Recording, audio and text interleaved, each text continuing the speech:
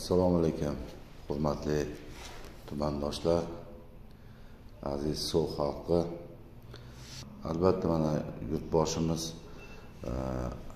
prezident sifatida ish boshlangan ilk kunlardan boshlab eng asosiy e'tiborni aholi murojaatiga, fuqarolarning murojaatiga qaratdilar.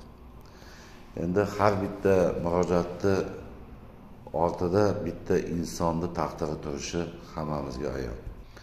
Mana qisqa muddat ichida prezident xalq qabulxonalari tashkil etilganligi, tadbirkorlar uchun bosh vazirlik qabulxonalari, qo'yingki sayyor qabullar, ko'chabay, xonadonbay o'tkazilgan o'sha qabullar, xalq davlat idoralari uchun emas, davlat idoralari o'zi xalq doliga tushishi, bu tizim yurtboshimiz tomonidan yaratilgan tizimning asosiy maqsadi bu xalqni rozi qilish, xalqni manfaati ekanligini biz hammamiz chuqur anglab turibmiz. 2021 yilda 23-iyul kuni prezidentimiz rahbarligida o'tkazilgan video selektor yig'ilishida yana bir bor aholi murojaatlari bo'yicha oldimizga qator aniq vazifalar qo'yildi. Aholi murojaatlari, fuqarolarimizni murojaatlari, qo'yingki jismoniy va yuridik shaxslarning murojaatlarini hal qilish bo'yicha tahliliy ma'lumotlar asosida biz hozir yurtboshimizni oldimizga qo'yilgan topshiriqlari, ko'rsatmalari asosida shu 23-iyul kundan boshlab aniq yo'l xaritalari ishlab chiqdik va aholi murojaatlari bo'yicha ishlarcha tizimli tashkil etdik. Endi tumanimiz bo'yicha tahlil qiladigan bo'lsak, shu 1-yanvar 2021-yildan boshlab o'sha 23-iyulgacha bo'lgan vaqt oralig'ida jami 1124 ta murojaatlar kelib tushganligi ma'lum bo'ldi. Mana tahlil qilib ko'rdik. Ming afsuski, mana ushbu murojaatlar o'tgan yilga nisbatan olib qaralganda qariyb 156% ga oshganligi ma'lum bo'ldi. Endi bu murojaatlarni tahlil qilib ko'rdik. Albatta murojaatlarning asosiy qismi mana tahlildan shuni ko'rsatmoqdaki, murojaatlarni o'sha mazmuniga qarab asosiy So'x tumanidagi murojaatlar o'sha 1124 ta murojaatdan 749 tasi demak bu moddiy yordam, nafaqa va aliment yuzasidan kelib tushgan. Mana asosiy qismini bu tashkil qiladi. Keyingisi elektr, gaz, suv yo'nalish bo'yicha 49 ta murojaatlar kelib tushdi. 74 ta murojaat bandlik, ya'ni ish bilan ta'minlash yuzasidan qilingan murojaatlar.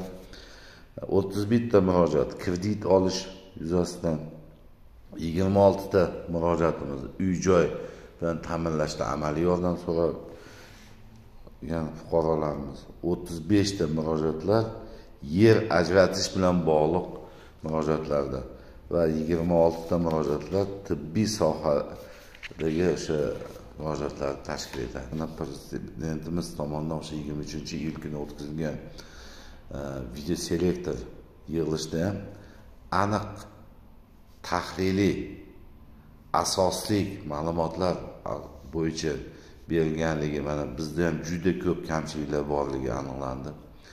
Murojaatlar bilan ishlashda So'x tumanida amalga oshirayotganlarni ishni biz tanqidiy baholab qoniqarsiz deb topdik va qayta o'rganish uchun qariyb 800 ta murojaatlarni qaytadan o'rganish bo'yicha yo'l xaritalari ishlab chiqdik.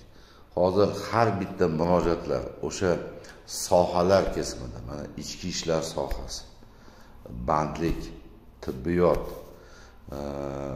yer bilan bog'liq o'sha qishloq xo'jaligiga oid murojaatlar, mana moddiy yordam va kompensatsiya pullar, umuman aliment pullari qo'yingki, shular bilan hozir mana qaytadan biz har bitta murojaatda o'sha ijobiy hal qilinmagan murojaatlar, 700 tadan oshiq ijobiy hal bo'lmagan murojaatlari faqat tushuntirish bilan cheklangan murojaatlar ekanligi bizda ham aniqlangan va shu sababdan fuqarolarimiz yana qaytadan har bitta murojaat bo'yicha ishchi guruhlarimiz tomonidan mana shaxsan hokim va barcha sektor rahbarlari bevosita shu murojaatlar bilan qayta ishlashda o'zlari qatnashdi. Mana o'zim ham qatnashdim va kirib borgan sarimiz fuqarolarimizda yig'ilib qolgan muammolarga, o'sha oldingi safar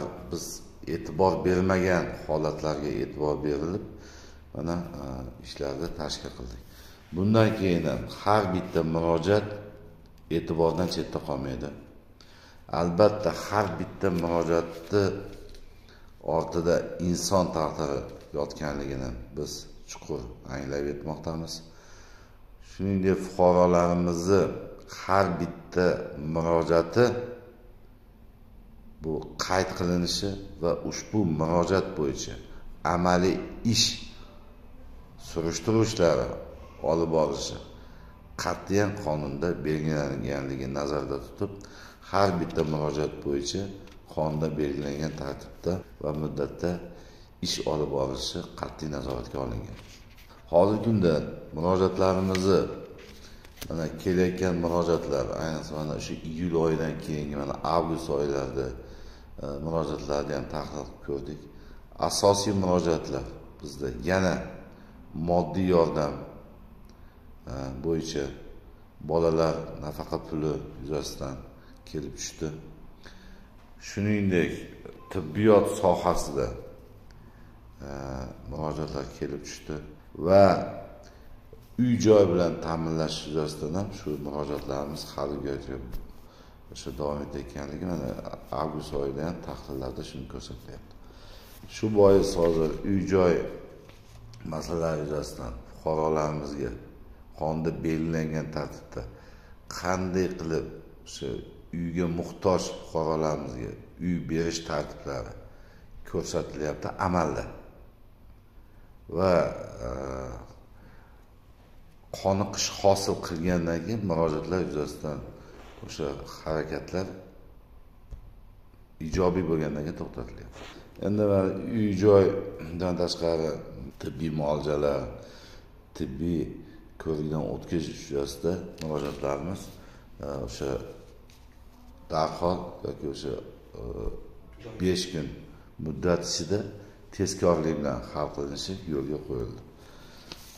Endi hurmatli fuqarolar, bundan keyin ham har bitta murojaat e'tibordan chetda qolmaydi. Murojaatlar yuzasidan mana bizda murojaatlar bevosita xalq qabulxonalarida o'tkazilayotgan qabullar jarayonida kelib tushishi, shuningdek haftada 2 kunida sayyor qabullar har bitta sektor rahbari tomonidan o'tkazilayotganligi, shu sektorlar qabullarida albatta sektor rahbarlari ishtirokidagi qabullarda bemalol murojaat qilishlari mumkin. O'sha shikoyat bo'ladimi yoki boshqa taklif bo'ladimi? Shuningdek, men aytishim joiz, har bitta fuqaro mahallada yashaydi. Bu mahallani raisi bor, profilaktika inspektori bor, raisni tegishli o'rinbosarlari, shuningdek har bitta mahallani xalq deputatlari bor. Bular orqali ham ovora bo'lmasdan bemalol murojaat qilishlari mumkin. Shuningdek, ijtimoiy tarmoqlarimiz orqali ham murojaatlarni biz elektron tarzda ham qabul qilamiz va bu ham qonunda belgilangan tartibda ko'rib chiqiladi. Endi qayta asossiz bo'layotgan murojaatlar bor. Bu qaytadan murojaat bo'layotganligi va asossiz ravishda bo'layotganlari ham mavjud. Bunday fuqarolarimizga eslatib qo'ymoqchiman. Bunday asossiz murojaatlar qonda belgilangan tartibda bir marta ko'rilib chiqilgandan keyin qayta murojaatlar asosida u qayta ko'rilmaydi. Sizga asosiy qonuniy javob berilgandan keyin yana qaytadan shu yo'nalishda bergan murojaatlar bo'yicha. Anonim murojaatlar ma'lumot tariqasida biz ko'rib chiqamiz. Shuning uchun bu anonim murojaatlar bo'yicha ham bizda alohida guruhlar ish olib boradi. Hurmatli fuqarolar, O'zbekiston Respublikasini jismoniy va yuridik shaxslar to'g'risida murojaatlar to'g'risida qonuni mavjud va mazkur qonun asosida O'zbekiston Respublikasi va Konstitutsiyasi asosida har bir fuqaro murojaat, ariza, taklif berish huquqiga egaligi yana bir bor eslatib qo'ymoqchiman.